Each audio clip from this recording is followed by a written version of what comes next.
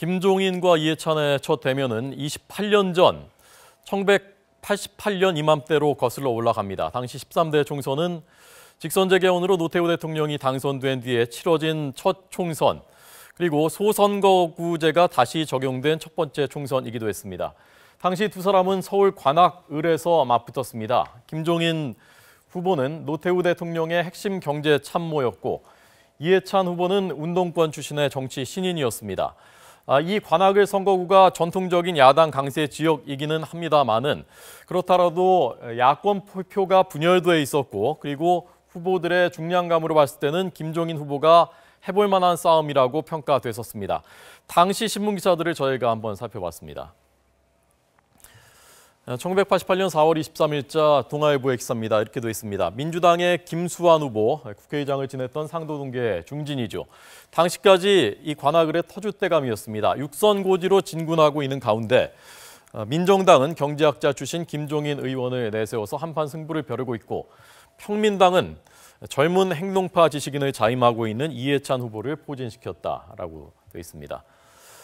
민정당 김종인 후보는 서독 민스터대 경제학 박사의 당 경제 브레인이라는 자신의 학작품 이미지를 토대로 삼고, 가인 김병로 선생 초대 대법원장의 손자라는 뼈대를 득표와 연결시키려고 노력하고 있다라고 썼습니다.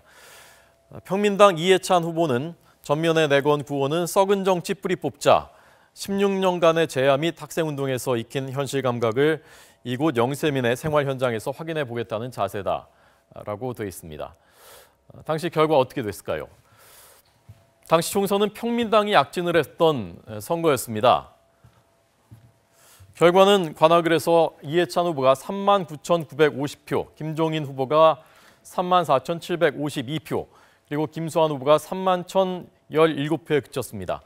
평민당이 약진했던 선거, 그리고 야권표가 갈린 것을 고려하면은 이 두 후보 간의 격차는 적지 않았습니다. 그리고 비례대표 2번 당선된 뒤에 지역구로 3선에 도전했던 김종인 후보 입장에서는 인생의 첫 번째 큰 좌절이라고 할 수도 있겠습니다. 자, 다음 보시죠.